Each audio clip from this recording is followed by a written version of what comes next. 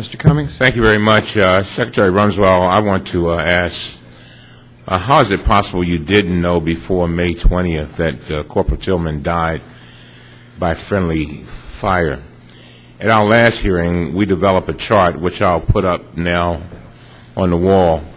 In this chart, we show that the committee had learned up to that point, which was that at least 9 Pentagon officials, including 3 generals, either knew or were informed of the suspected fratricide in the first 72 hours after it occurred. We have continued to investigate, and now I would like to put up another chart. Here we identify Pentagon officials who knew of the fratricide before the American public and the Tillman family at the end of May 2004. This chart shows that at least 30 people knew, including some of the highest-ranking military officials in our government. But even this is not comprehensive. The committee interviewed Lieutenant General John Craddock on July 27th. In 2004, he was your senior military assistant. He is now the head of NATO. He told us that he didn't learn of the fratricide in any official capacity, but rather from his neighbor, Lieutenant General Jim Lovelace, who was the director of the Army staff. This is how General Craddock described it, and we'll put that on the board. He said, General Jim Lovelace is my neighbor at Fort Myer. Because he was my neighbor in a social setting, we had, I would say, frequent, but a couple of times a month, we'd talk to see each other outside or something on the weekend. The best that I can recollect was over the fence at my quarters one weekend. Jim Lovelace said something to me that Tillman may have been killed by friendly fire. I recall being surprised and taken aback, quite frankly. If this was common knowledge among the top military ranks, Secretary Rumsfeld, something that was talked about across the backyard fences, how is it possible that you didn't know? Do you have a date, Congressman, on when this backyard fence discussion took place? We don't have a, no, we didn't give us a specific date, Yeah. Mr. Secretary. Yeah. You're talking about an institution of something like 3 million people, active duty, reserve, guard, civilians, contractors. There are so many things going on in that department. In any given year, there's something like 7,000 courts-martials with probably that many investigations going on at any year.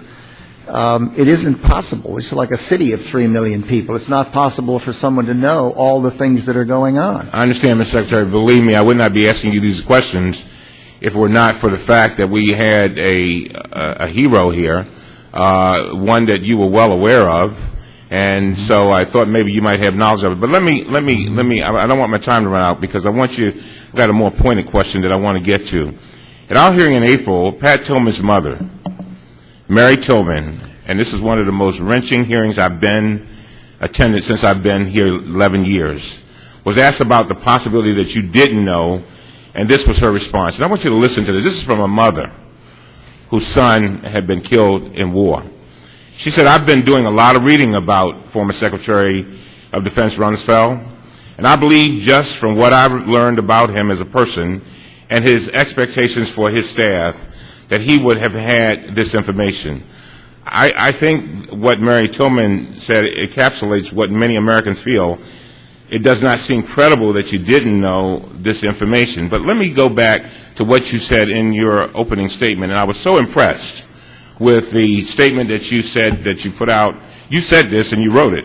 It says, when you talked about what you expected of the military, you said DOD officials must tell the truth and must be believed to be telling the truth, or our important work is undermined. And then you said something that was very interesting. You went on to say in the closing remarks, any errors in such a situation are most unfortunate. The Tillmans were owed the truth, delivered in a forthright and a timely manner. I ask you, and then General Guerin yesterday said that he did not believe that there was a cover-up. I ask you, sir, most respectfully, do you think that the Tillmans received the truth? And I ask all of you, do you think there was a cover-up by DOD? Let me respond this way. First, the words, I read the testimony of your previous hearing. I agree with you that it was a heart-wrenching hearing. And the words that you cited from his mother obviously were the words of a grieving mother. And as I recall the testimony, she did go on to say that she has no facts or no paper or no information to confirm her belief, which I thought was gracious of her, because I know of no facts to confirm her belief, and I know of no one else who has any facts or paper to confirm her belief. So are you claiming there was an error? You mentioned error. Is there a difference between a lie and an error, Mr. Secretary?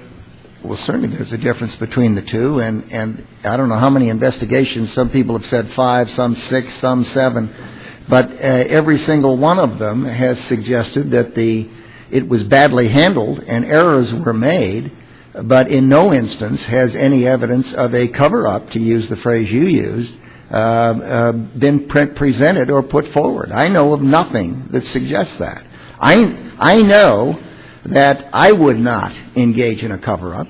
I know that no one in the White House suggested such a thing to me. I know that the gentlemen sitting next to me are men of enormous integrity and would not participate in something like that. So, of course, there's a difference between error and cover-up.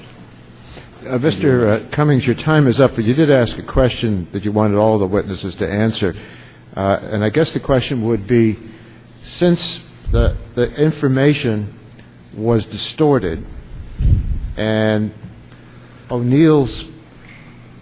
Staff Sergeant O'Neill's statements was rewritten to give a different statement than what he put forward, and the family wasn't informed for the longest time, and all these other problems, do any of you think there was a cover-up of the errors or actions below? Mr. Chairman, I can only say that in the places that I worked, I would agree totally with Secretary Rumsfeld that whether it was the White House or in the Secretary's office or when the Joint Chiefs of Staff met or when I talked to General Abizaid, there was never any attempt to cover up anything. In fact, this was not an issue that we discussed. I mean, we just didn't discuss this issue. It wasn't. We had a lot of issues. We mourn every death. We really do. We cry with the parents and the friends and family. On the other hand, I guess the question is different. I'm not asking you whether you were part of a cover-up. Do you think there was a cover-up? I have no way of knowing. I don't have all the information. General Abizaid, yes or no on this question? Do you have any comments? No, sir, I don't think there was a cover-up. I think people tried to do the right thing, and the right thing didn't happen. Okay. Yeah, I agree with General Abizaid. I don't think there was a cover-up. Okay, thank you.